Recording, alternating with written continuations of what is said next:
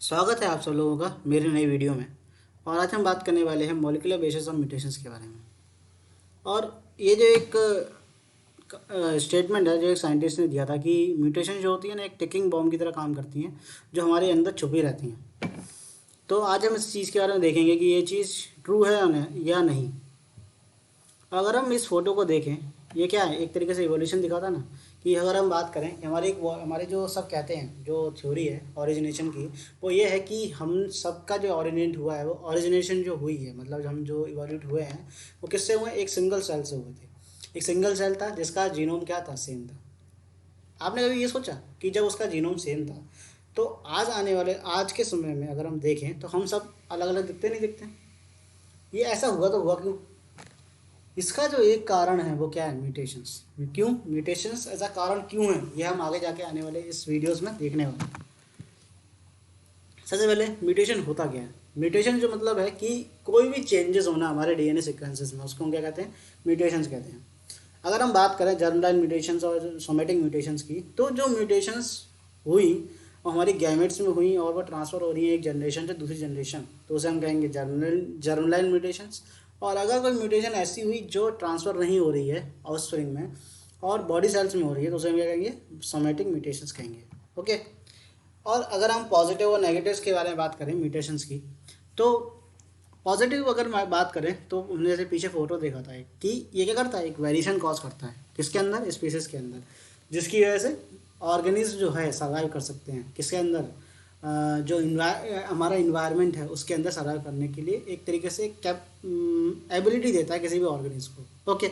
अगर हम नेगेटिव की बात करें तो अगर कोई म्यूटेशंस हो गई किसी नॉर्मल जीन्स में तो वो क्या कर सकता है, उसकी एक्टिविटी को कॉज कर सकता है या उसके इनएक्टिव कर सकता है उस जीन को, जो क्या कर सकता है, डिसीज़ कॉज कर सकता है, जैसे कैंसर हो गया। ठीक है। इसका एक एग्जांपल क्या है, सिकल सेल एनीमिया, जिसमें क्या करता है, एक म्यूटेशंस होने के कारण जो पूरा पूरा का पूरा प्रोटीन कोड चेंज हो जाता है और उसके बाद वो क्या करता है, एक तरीके से वो ये हमारी डिसीज़ कॉज करता है, सिकल सेल एनीमिया। ओके। अगर हम बात करें आगे कि क्या मॉलिक्यूलर बेसिस है म्यूटेशंस के, तो मॉलिक्यूलर बेसिस ऑफ म्यूटेशन ये हैं कि जो हमारा डीएनए होता है वो 4 तरीके के बेसिस से बना होता है, A T G C। अब आप ये सोचो, ये जो चारों मिलके, चार जो बेसिस है ना, वो मिलके हमारा बिलियंस ऑफ बिलियंस जो हमारा डीएनए होता है उसको बनाते हैं। अब अगर कोई भी चेंजेस होते हैं इन सीक्वेंसेस के अंदर तो उसे हम क्या कहेंगे, उसे क्या करते हैं, उसे हम कहते हैं म्यूटेशंस कहते हैं। ठीक है।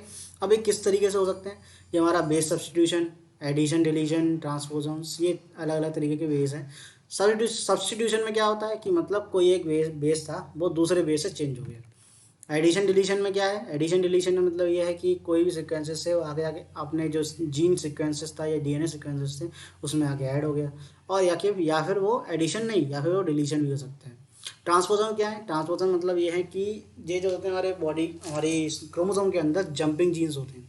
ओके। जंपिंग जीन्स मतलब कि ये एक प्लेस से दूसरी प्लेस से जंप कर सकते हैं या ट्रांसफ़र हो सकते हैं एक प्लेस से दूसरी प्लेस। तो क्या होगा, मान लो कोई एक जीन था, उस वो एक फंक्शनल जीन था, उसके अंदर आके ट्रांसपोजन आके क्या हो गए, पेस्ट हो गए, और एक तरीके से उसके अंदर बीच में जिस जीन के अंदर आ गए, तो उससे क्या होगा, जो जीन एक्सप्रेशन था वो क्या हो जाएगा, इनएक्टिवेट हो जाएगा, जिसकी वजह से वो प्रोटीन बन नहीं पाएगा। ये भी एक तरीके के म्यूटेशन कॉज कर सकता है इस तरीके से। फीचर्स के बारे में बात करें म्यूटेशंस की, तो क्या है, ये एक रैंडम होते हैं, ये हार्मफुल होते हैं ऑर्गेनिज्म के, वो पीछे देखा ही क्या, हमारी डिसीज़ कॉज कर सकते हैं डिफरेंट टाइप की। Okay.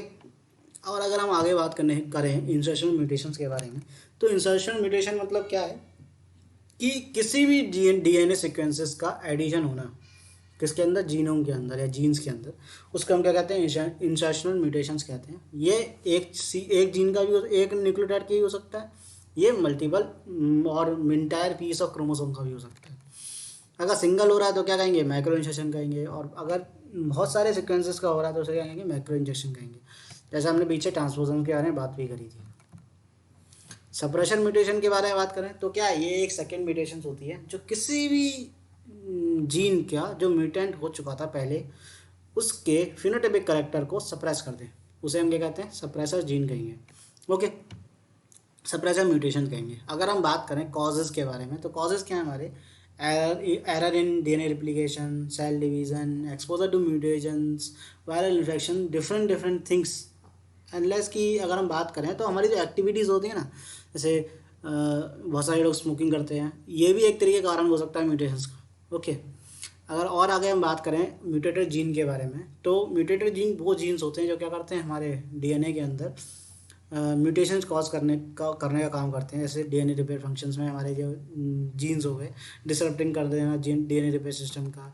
And different different examples like एक ट्यूमर सप्रेशन जीन का एग्जांपल हो गया, जो MSG2 जो जीन्स होते हैं उसके थ्रू एक तरीके म्यूटेशंस के थ्रू हमारा म्यूटेशन कॉज कर हमारे जीनोम के अंदर म्यूटेशन कॉज करते हैं। ठीक है, और आगे हम बात करें रिवर्सल ऑफ म्यूटेशन के बारे में, तभी हमने एक छोटी चीज़ पढ़ी थी कि सप्रेशन म्यूटेशन ये एक तरीके से उसी की तरह से रिजेंबल करता है, पर इसमें थोड़ा सा फंक्शन जो है ना, क्या जो उसकी जो यूनिकनेस है वो क्या है कि रिवर्सल ऑफ म्यूटेशन में ये है कि कोई एक पहले म्यूटेशन हो चुकी थी किसी जीन के अंदर, उस जीन के अंदर म्यूटेशन होने के कारण उसमें सेकेंड म्यूटेशन हुई, और वो जो जीन था उस म्यूटेशन के कारण सेकेंड म्यूटेशन के कारण वो नॉर्मल कंडीशन में आके जैसे वो विदाउट म्यूटेशन का था, तो उसे हम क्या कहेंगे रिवर्सल ऑफ म्यूटेशन कहेंगे। पर सप्रेशन ऑफ म्यूटेशन में क्या फ़र्क था? सप्रेशन ऑफ म्यूटेशन में फ़र्क ये था कि सिर्फ उस सेकेंड म्यूटेशन के कारण फिनोटाइपिक कैरेक्टर सप्रेस हो रहा था, पर वो नॉर्मल कंडीशन में नहीं आ रहा था। ये फ़र्क है सप्रेशन म्यूटेशन और रिवर्सल ऑफ म्यूटेशन में। ओके, अगर हम डिटेक्शन बात करें कैसे हम डिटेक्ट कर सकते हैं म्यूटेशन को, तो सबसे पहला मेथड जो है वो क्या है, जीन सीक्वेंसिंग का है या डीएनए सीक्वेंसिंग का मेथड है। और दूसरा जो मेथड है हमारा क्या है, denaturing gradient gel electrophoresis. Okay, ये जो है एक टेक्निक है जो किसके द्वारा डिस्कवर की गई थी, फिशर एंड लर्मन के द्वारा डिस्कवर की गई थी। और इसमें अगर कोई भी चेंजेस आते हैं हमारे डीएनए के सीक्वेंसेस के अंदर तो उसको डिटेक्ट कर सकते हैं। अब ये कैसे डिटेक्ट कर सकते हैं, इसमें हम क्या करते हैं, जो माइग्रेशन होता है डबल स्ट्रैंडेड डीएनए का किसके थ्रू, पॉलीएक्रिलामाइड जेल के थ्रू, जो डिफरेंट डिफरेंट ग्रेडियंट्स का होता है। डिफरेंट डिफरेंट ग्रेडियंट मतलब डिफरेंट डिफरेंट कंडीशंस, हम डिफरेंट डिफरेंट कंडीशन का जेल बनाते हैं, जिसकी वजह से जो हमारी जो एम्पलीफिकेशंस है या जो हमारा मूवमेंट है डबल स्ट्रैंडेड डीएनए का वो अलग अलग शो करेगा, जिसकी वजह से हम डिटेक्ट कर सकते हैं कि हमारा जो नॉर्मल जीन है वो जो हमारा म्यूटेशन जीन है उसका अलग अलग बैंड्स आते हैं।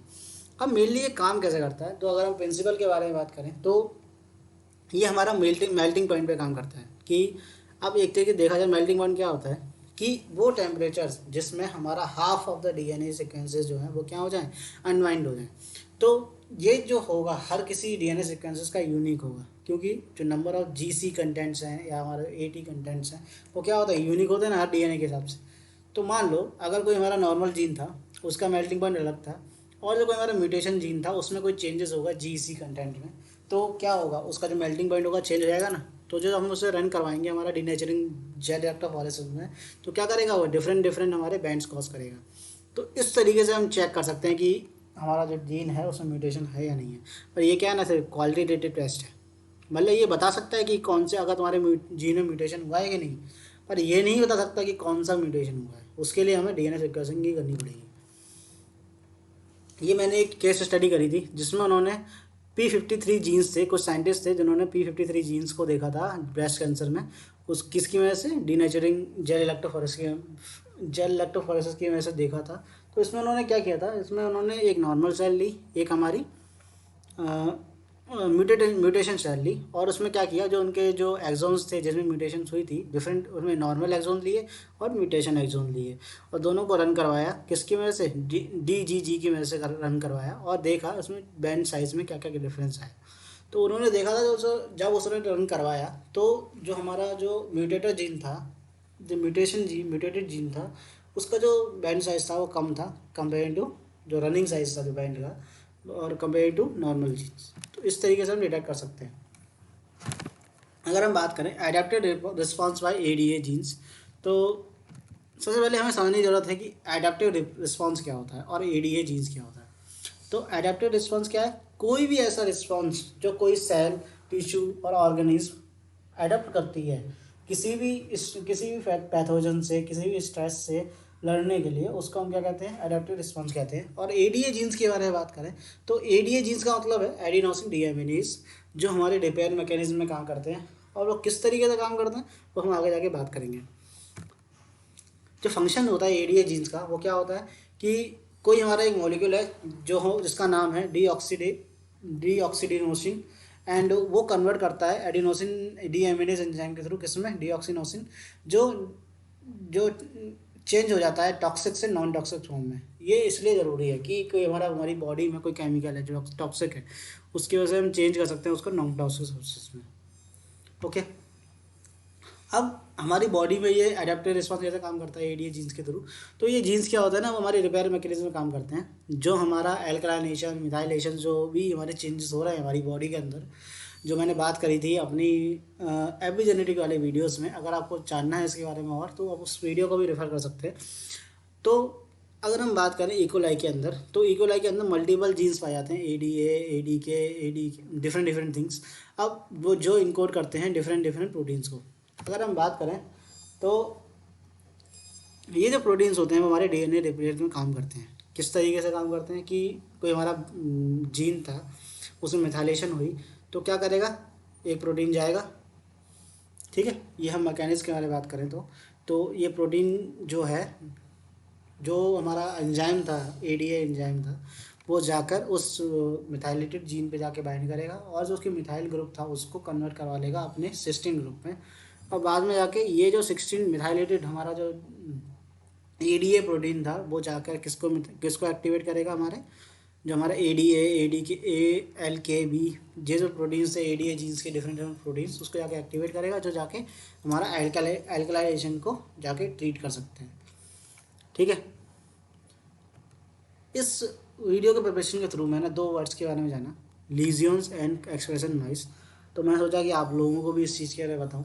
लीजियंस मतलब ये होता है कि कोई एक टिश्यू का पार्ट जो इन्फेक्टेड है किसी भी कैंसरस किसी भी एक्टिविटीज़ के थ्रू, उसको हम कहते हैं लीजियंस। एंड एक्सप्रेशन नॉइस मतलब ये है कि कोई भी चेंजेस आना इकोलाई के अंदर या किसी ऑर्गेनिज्म के अंदर, उसके ट्रांसक्रिप्शनल प्रोटीन्स में, ट्रांसलेशन प्रोटीन्स में या ट्रांसक्रिप्शन मैकेनिज्म में, उसको हम क्या कहते हैं, एक्सप्रेशन नॉइस कहते हैं। ओके, ये कुछ रेफरेंसेस हैं जहाँ से मैंने अपना डाटा लिया है और थैंक यू। अब आप इस फोटो को देख रहे होंगे तो आपको ये याद आ रहा होगा कि कोविड-19 कैसे इवैल्यूएट हुआ था। तो अगर उसका एक कारण हम बताएं तो उसका एक कारण म्यूटेशन ही था। कैसे कि हम सबको पता है कि कोरोना वायरस जो होता है ना, वो एक हमारा सिंगल स्टैंडर्ड वायरस है, आरएनए वायरस है, ठीक है। तो आरएनए वायरस क्यों ऐसे म्यूटेशन ज़्यादा कॉज करते हैं, क्यों? क्योंकि जो आरएनए पॉलीमरेज होता है, जब रिप्लिकेशन करता है, जो ये ट्रांसक्रिप्शन करता है, तो वो क्या करता है, वो ज़्यादा एरर प्रोन होता है, जिसकी वजह से म्यूटेशन कॉज हो सकती है। इसलिए जो है उसको हम क्या कहते हैं, ज़्यादा म्यूटेशन कॉज होती हैं आरएनए वायरस कंपेरिजन में डीएनए वायरस की। तो आज के लिए सिर्फ इतना ही। आगे हम बात करेंगे अलग चीज़ों के बारे में। अगर कोई सजेशन हो किसी भी वीडियोस में या कोई चीज़ मुझे इम्प्रूव करनी हो तो आप मुझे कमेंट सेक्शन में बता सकते हैं। और आज के लिए सिर्फ इतना ही। मिलते हैं अगले वीडियो में।